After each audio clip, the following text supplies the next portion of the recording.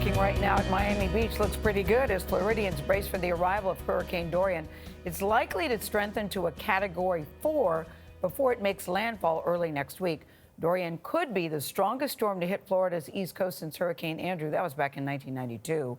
Former Louisiana Governor Bobby Jindal knows firsthand what it's like to prepare for a hurricane. He was a congressman during Hurricane Katrina.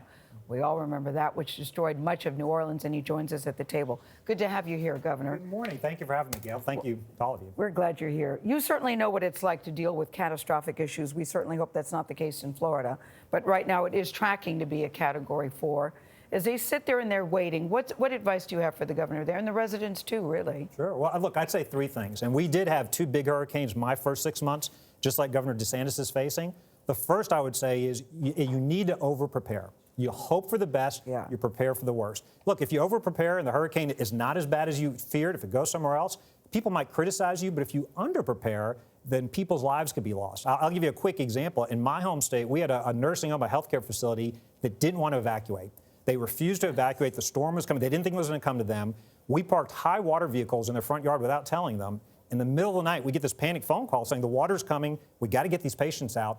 We said, look outside. You know, the National Guard's there. They're ready to evacuate your patients. We got everybody out safely. But weren't you annoyed by that? Because you kept saying to people, leave. There's always somebody that says, I'm not going. Well, look, you said this best earlier. We were talking in Florida, like in Louisiana, people have got a lot of experience with storms. Unfortunately, that can sometimes lead to complacence. Yeah. Sometimes people think it didn't hit me last time. It's not going to hit me this time. The second thing I would say, in addition to over-preparing, it's always better to ask forgiveness, not permission. Sometimes the bureaucracy gets in the way. Again, I'll give you an example. We had commercial buses to help us evacuate New Orleans. They didn't show up in time. They kept telling us they were coming, they were coming.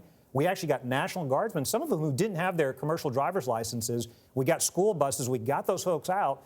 There were many times where FEMA, they mean well, but they can get in the way. You may remember they were telling people you can't go in the water and rescue people without proof of insurance, registration.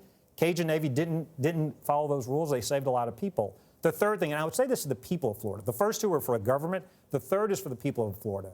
You are the best first responder for your neighbors and friends. The reality is, look, the local officials, the state officials, the federal officials are going to do amazing jobs. Our first responders will run towards danger, not away from it, even when their own houses are being flooded. But if you've got a neighbor, if you've got a relative that needs help, you're the best person to help that. So get your family safe. But if you can help a neighbor or an elderly relative, please do that. The Cajun Navy, the volunteer force there in Louisiana. On the subject of response, the Trump administration is diverting $151 million from FEMA to border initiatives. What do you make of that? Look, I think the important thing is the resources need to be there for Puerto Rico, for Florida, for any of these states, for Georgia, for anybody that's going to be impacted by this storm. I do believe the resources will be there. I hope the Democrats and the Republicans don't try to make this into a political football. Storms aren't partisan. The response shouldn't be partisan. So I've got confidence the resources will be there to respond to this storm, and we need to be vigilant to make sure they are. Even without the $151 million. Look, this president has no problem spending money. I wish he would be more restrained in how he spends the money, our tax dollars, but I think the money is going to be there. Let me say this: as a state that benefited from the country's generosity after Katrina and Rita, I do want to say I think the people of Puerto Rico, they're American citizens. They deserve our ongoing support and help as well. And speaking of this president, in 2015, you told our congressional correspondent Nancy Cordes that President Trump was an egomaniac and a narcissist. How would you rate his first term in office? Look, I was telling Gayle earlier, I voted for him. I ran against him. I had low expectations for him. I voted for him. There are many policy things I've liked. I like the fact that he cut taxes, that he's cutting regulations, supporting America's energy industry. I like the fact that he's appointed conservative judges. There are things I don't like. For example, I do wish I'd mentioned spending. I wish that they would look at strengthening Medicare and Social Security. I think Republicans can't only worry about deficits when Democrats are in charge. I do support what he's doing with China, but I wish he'd bring our allies with us, like the European Union and others, so we're not doing that alone. So there are things I don't like, but in all, I do support many of his policies. And again, I had low expectations. I know, but help us understand, because this happens with a lot of people who say these terrible things during the campaign, egomaniac and narcissist. At the time, you didn't think he was good for the country.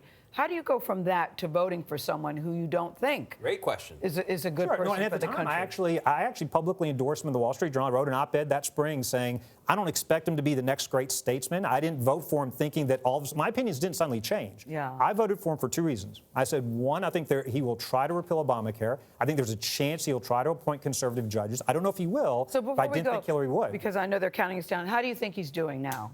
On policy, I think he's done better than I expected. Like many of his supporters, I wish he didn't tweet as much. I wish he didn't go after his opponents the way he does. All right. Thank you so much, Governor. Governor. Thank y'all. We'll be right back.